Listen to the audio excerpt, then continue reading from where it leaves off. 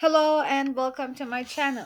I'm here with the third part of Lady of Shalott by Alfred Lord Tennyson. As you can see here in this painting, we have a lady in the story. We're not certain about her real name. Her name is related to the place she's living, so she's the Lady of Shalott. But who is she? What is her first name or her last name? What is her lineage, or whatever information about her is unknown to the audience of the poem. What we know about her is that she's somehow imprisoned in a tower because there is a spell on her, and the spell works when and it starts working when she looks outside of the window. So she never looks outside. She looks into a mirror, and she has an indirect image of the world around her, and she gathers those images in her mind, and she weaves them on a web, and every day and night she's weaving the images of the passing people, of the scenery, and whatever which is moving to ending up to Camelot, because she's living somewhere adjacent to Camelot. She's living in Ireland. As you can see in this picture, she's not looking into the window, but in the last part of the previous, in the last stanza of the previous part, we read that she stated, "I'm half sick of the shadows," and when she is half sick, maybe something would happen, or something would trigger her to look outside.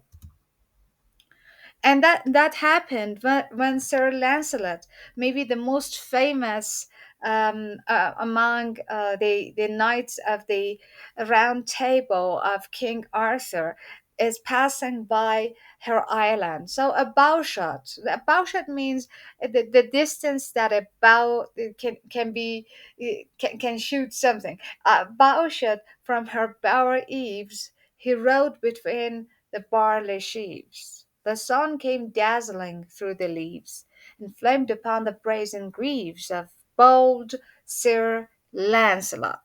Notice the weather condition here. The weather is sunny. Sir Lancelot is passing, and there are many auditory and visual triggerings for the Lady of Shalott. So everything is just outside is telling the Lady of Shalott, "Look outside! Look outside! There is a handsome man passing, and this handsome man has worn something which can dazzle, and at the same time there are some sounds being made." So the Lady of Shalott is now somehow promoted by the atmosphere to look outside.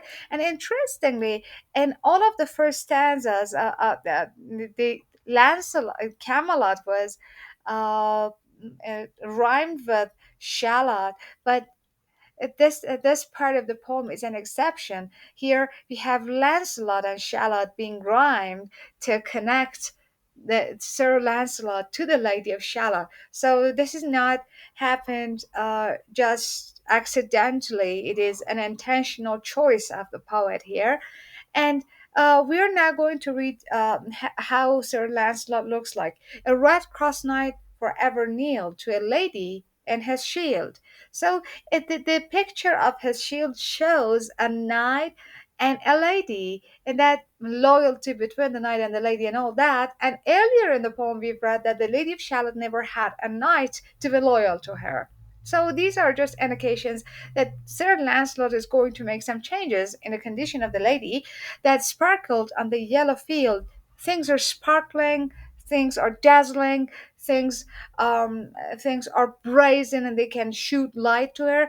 Yellow field beside remote Shalott. So there are many visual descriptions, colors, and sounds used in this section of the poem, part three. I mean,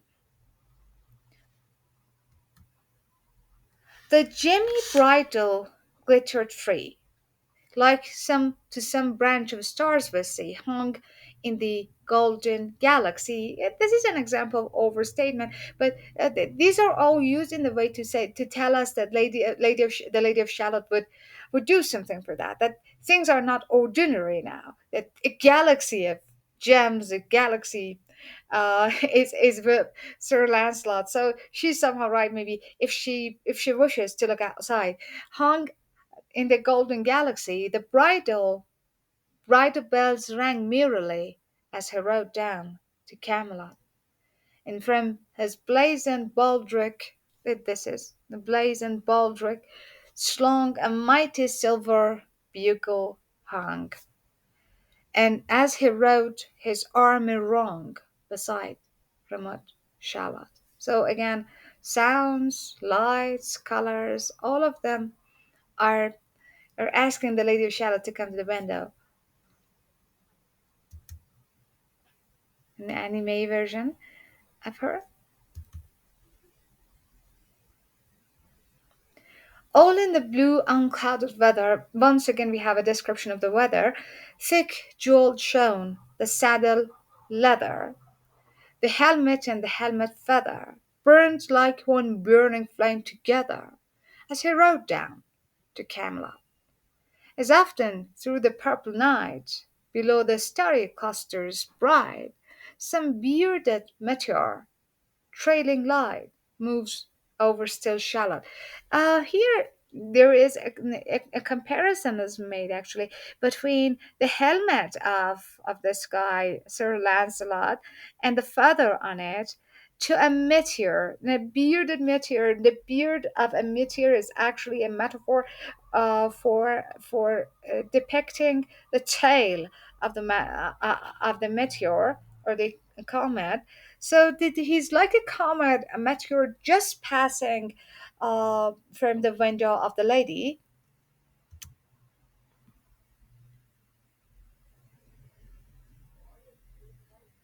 And as I told you in the earlier videos, this story is not just made out or fostered by Tennyson himself. There were earlier versions of the story, and this painting most probably shows a medieval version or a medieval painting of the story of the Lady of Shalott and the Sister Lancelot passing here.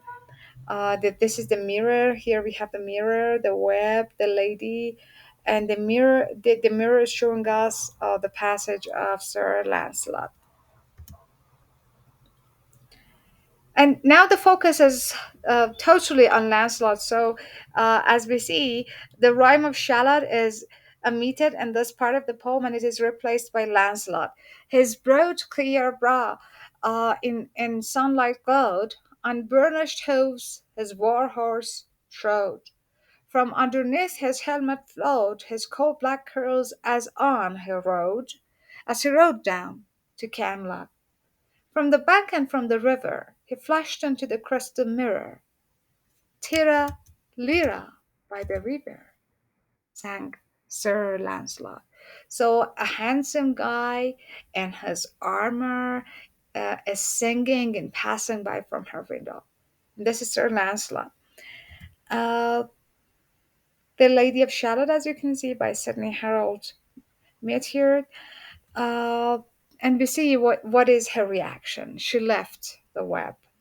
She left the loom, and you see the emphasis on the pronoun she. It is her choice. She's the subject of her action. She left the web. She left the loom. She made 3 paces through the room. 3 steps pace here means she saw the water lily bloom. Now all the pictures already depicted in the poem, and we knew that the Lady of Shalott can look at them from the mirror, are seen by her in a direct manner. She saw the water lily bloom. She saw the helmet and the plume. She looked down to Camelot.